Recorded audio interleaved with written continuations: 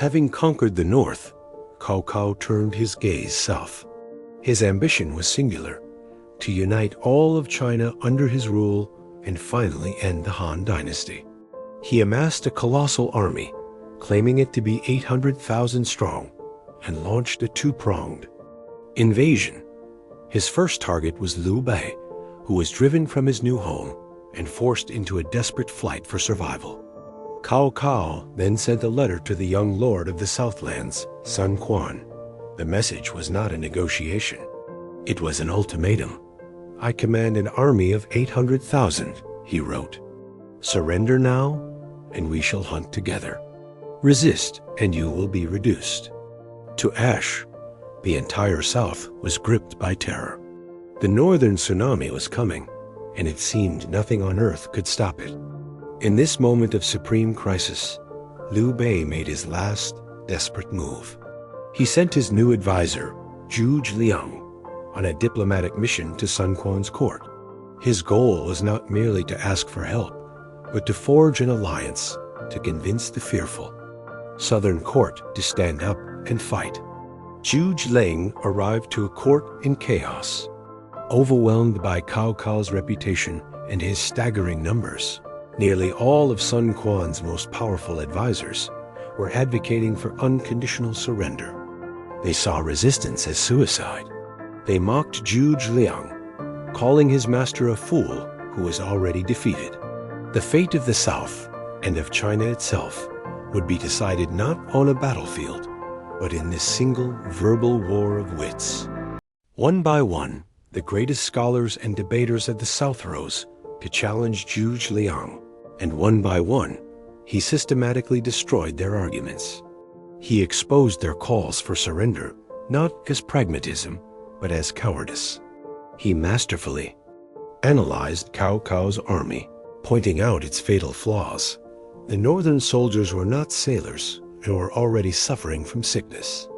They were fighting far from home, and their supply lines were stretched thin. And most importantly, they were an invading force without the support of the southern people. He shamed them, he inspired them, and he outthought them, silencing the entire court with the sheer force of his intellect.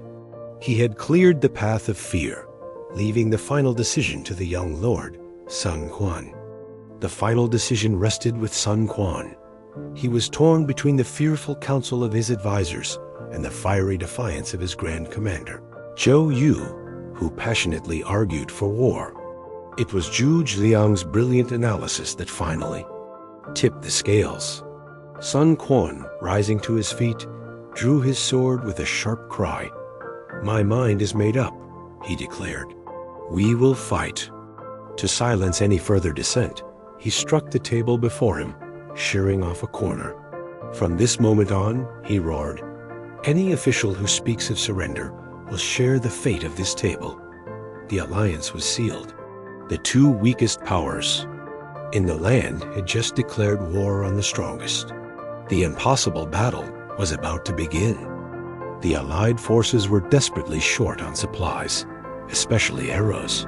The commander, Zhou Yu, jealous of Zhuge Liang's intellect, gave him an impossible task: produce 100,000 arrows in just 3 days or face execution. Zhuge Liang calmly agreed. On the third night, he took a small fleet of boats, covered in straw and crewed by drummers, and sailed into a thick fog near Cao Cao's naval camp. The drummers created a massive clamor, tricking Cao Cao's army into believing they were under a surprise attack. Terrified of an ambush in the fog, Cao Cao ordered his archers to fire relentlessly at the source of the noise. By dawn, the boats, bristling with over 100,000 arrows, sailed back to camp. Zhuge Liang had not made a single arrow. He had borrowed them from the enemy. Cao Cao's greatest weakness was his soldiers' inability to fight on the water. Plagued by seasickness on the rolling river, his northern army's morale was plummeting. It was then that a defector, the brilliant strategist Pang Tong, offered him a solution: chain the great ships together from stem to stern. This would create a massive, stable platform as firm as solid ground. Cao Cao, arrogant and overconfident, fell for the trick completely. He had turned his mighty fleet into a masterpiece of engineering, a floating fortress. What he had actually created was the world's largest death trap, a floating forest of dry timber with absolutely no means of escape. His greatest strength was now his most profound vulnerability. The final piece of the Allied plan was fire. But in the dead of winter, the wind blew consistently from the northwest, which would blow any fire attack back towards their own fleet. They needed a southeasterly wind, an atmospheric impossibility. For the season, Zhuge Liang, however, was not just a strategist. He was a master of the natural sciences. He knew that a brief, localized shift in wind direction was due. To solidify his mystique, he constructed an elaborate altar and announced he would pray to the heavens for the correct wind. For 3 days and nights, he performed his rituals. Then, as if by magic, the impossible happened. A strong southeasterly wind began to blow. It was the signal. The time for the final attack had come. Under the cover of the new wind, the Allied vanguard, a squadron of ships filled with dry reeds and oil, sailed towards Cao Cao's fleet, pretending to be defectors. As they neared the massive, chained armada, they were set ablaze. They became roaring fireballs crashing into the helpless northern fleet. The flames, fanned by the strong wind, leaped from ship to ship. The iron chains that had provided stability now ensured there was no escape. The river itself seemed to boil. The night was filled with the roar of the inferno, the crack of burning timber, and the screams of hundreds of thousands of men.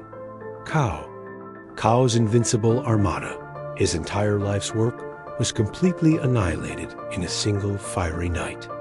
Cao Cao himself barely escaped the inferno with his life. He fled on land with the tattered remnants of his army, but Zhuge Liang had predicted his every move. His escape route was a series of ambushes and traps.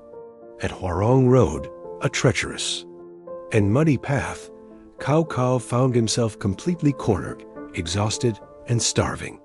The mighty prime minister who had commanded nearly 1 million men was now a pathetic refugee, his spirit broken. He had flown too close to the sun, and his fall from grace was absolute. As he saw a final ambush blocking his path, he sank into despair, believing his end had finally come. The general waiting for him was none other than Guan Yu.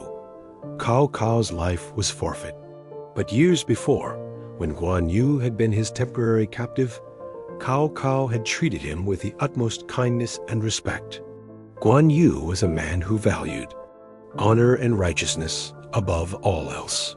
He could not bring himself to kill a man who had once been his benefactor. Torn between his duty to Liu Bei and his personal code of honor, he made a fateful choice. He allowed Cao Cao and his men to pass. This single act of mercy, born from a sense of chivalry, would have massive consequences. It ensured that Cao Cao would survive to rebuild his power in the north, guaranteeing that the war for China would continue for decades to come.